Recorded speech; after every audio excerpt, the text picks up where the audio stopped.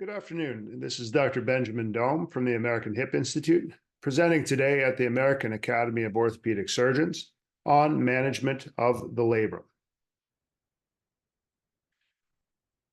My disclosures are listed with the American Academy of Orthopedic Surgeons.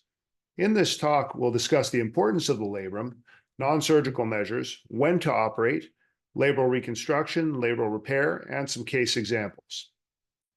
Over the last couple of decades, we've come to understand the anatomy and purpose of the labrum in much more depth.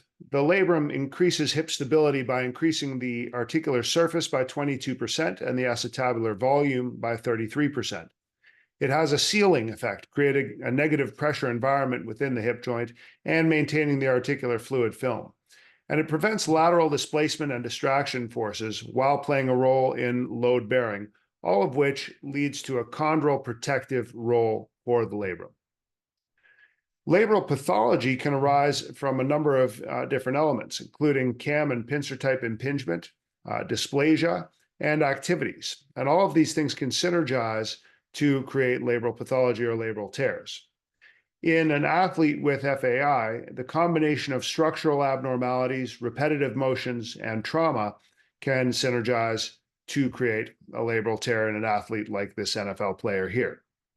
Our initial approach to a labral tear involves 3 months or more of conservative treatment, which may include rest, activity modification, physical therapy, pain medications, plus minus intra-articular injections.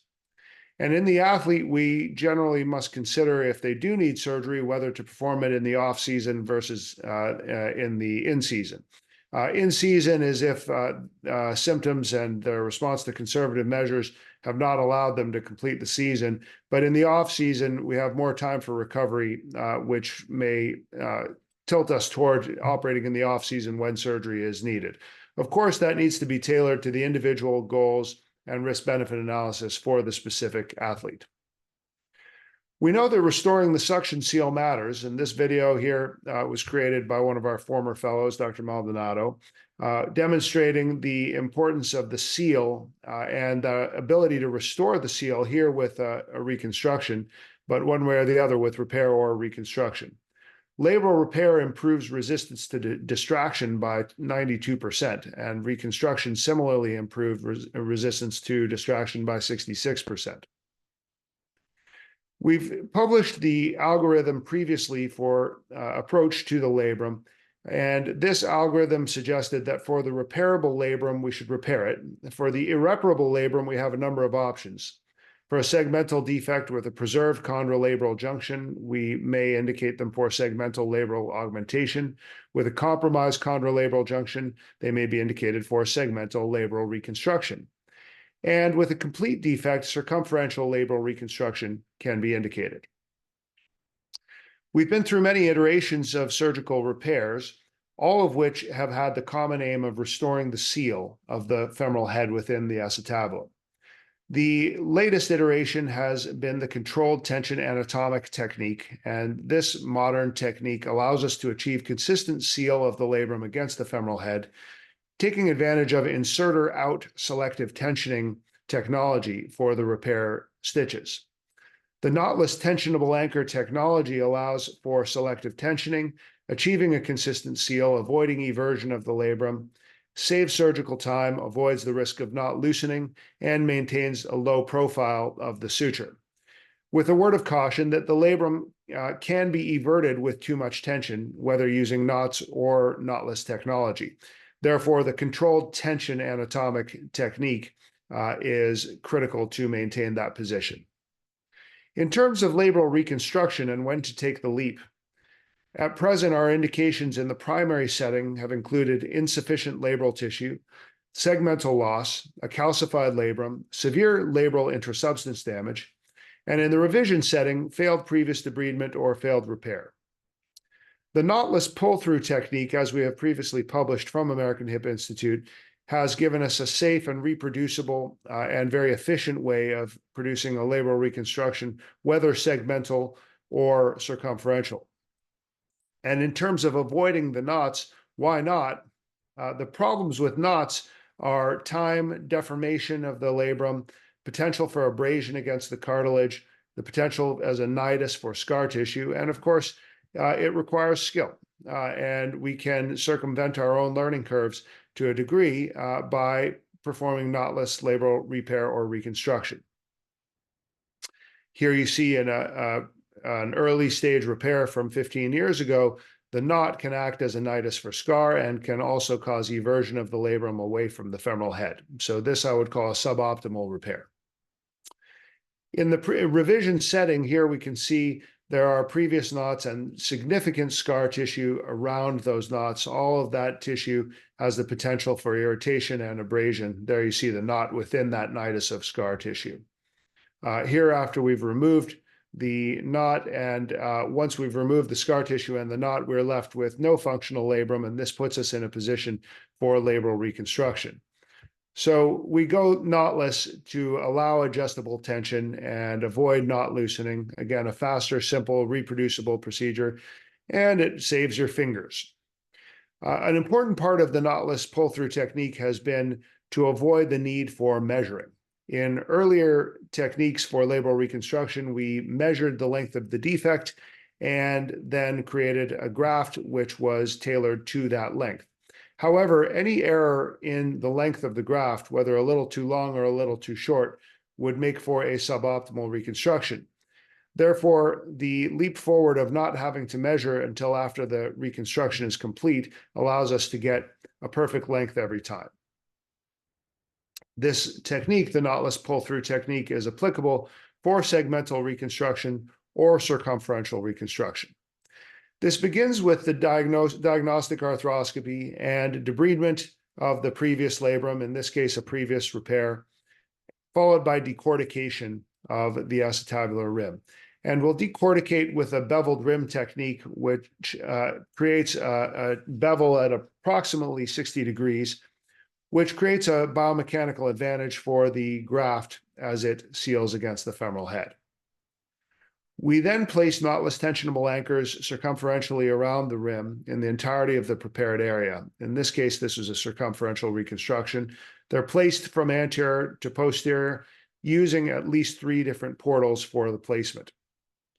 We then thread the repair limb of the suture from the most anterior anchor behind the ripstop of the graft and pull the graft from the mid-anterior to the posterolateral portal.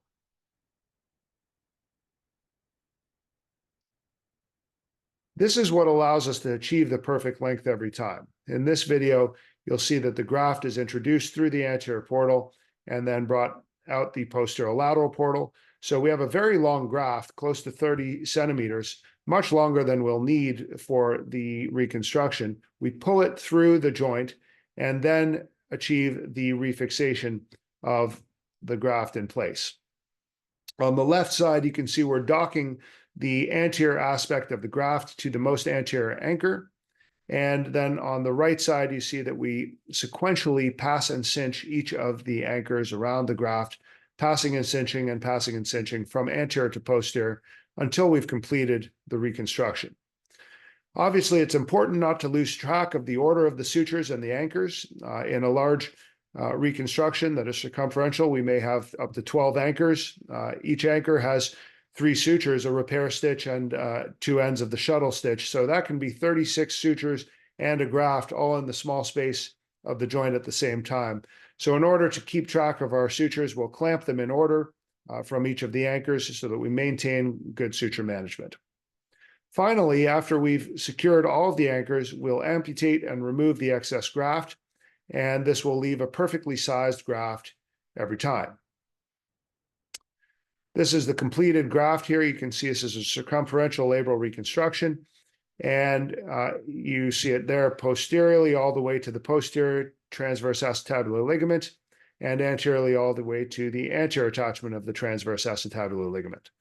When we take traction off, the femoral head will return within the acetabulum and we'll look for a good seal of the graft against the femoral head. Fortunately, we have not had many opportunities for second looks after reconstructions, but we have had a few. And I must say, I've been quite impressed with the body's ability to incorporate the labral graft at the chondrolabral transition and also the anterior and posterior anastomoses between native tissue and graft. In terms of outcomes, we have found that we've been able to achieve outcomes as good as with repairable labra using the knotless pull-through technique for labral reconstruction. So while we still strive to repair the labrum when it is repairable, in the case of the irreparable labrum, we are able to achieve outcomes as good as the repairable labra using this technique. In terms of the athletic population, 2-year follow-up has shown excellent patient-reported outcomes and a high rate of return to sport. So we do have time for a couple of case examples. The first is a 23-year-old female professional soccer player with left hip pain for 5 years, intensified in the last 3 months, positive impingement tests and Faber sign, and a Baton's of 4. So this is an interesting case because this patient clearly has significant impingement, but also has ligamentous laxity. So perhaps a component of FAI and a component of instability. MR arthrogram demonstrates an anterior labral tear and anterior superior labral tear. And at diagnostic arthroscopy, we can see that the chondrolabral junction does have a very significant wave sign with early delamination, but the substance of the labrum is preserved. So in this case, we perform a labral repair using the controlled tension anatomic technique. And as you see in the right-hand picture, when we take tension off, traction off of the hip, there is a good seal of the labrum against the femoral head. In the second case, we have a 28-year-old professional NFL player with 2 years of worsening hip pain and stiffness and unable to play for 4 months. On examination, again, positive impingement tests and pain with internal rotation. The X-rays here demonstrate retroversion of the acetabulum and cam-type impingement. So our diagnosis here is FAI with the labral tear, and we can consider next imaging, including MRI, MRA, or degenerate MRI, CT scan. Obviously, he needs to undergo rehab, perhaps an injection, and if all that fails, perhaps surgery. So in this case, he underwent a degenerate MRI, rehab, and an injection.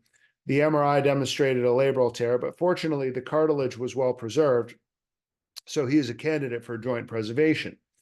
After 8 weeks of no relief with physical therapy and only temporary relief with an intra-articular injection, he was still in pain. And therefore, we consider subsequent options, including more injections, therapy, biologic injections, or an arthroscopy. And the patient, through a shared decision-making process, landed on a hip arthroscopy.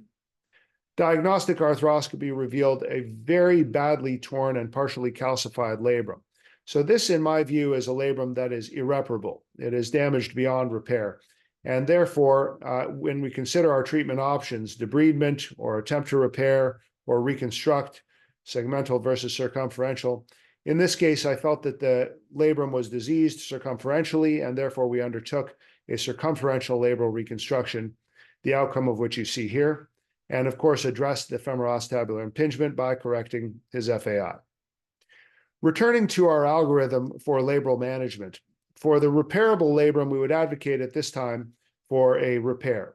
For the irreparable labrum, we have a number of options, including segmental augmentation, segmental reconstruction, or circumferential reconstruction. The segmental augmentation for a segmental defect with a preserved chondrolabral junction, the segmental reconstruction for a compromised chondrolabral junction, and circumferential reconstruction for a complete defect or disease of the entire circumference of the labrum. So in summary, Atlas told Zeus, I ask not for lighter burdens, but for broader shoulders. The armamentarium of techniques that we've described in this talk gives us those broader shoulders. These are complex techniques, but using advanced technology and these techniques we've discussed here, we can have a number of arrows in our quiver, including labral repair, labral reconstruction, both segmental and circumferential, and labral augmentation. Choose your cases wisely, consider additional training. It can always benefit us. I thank you very much, and greetings from Chicago.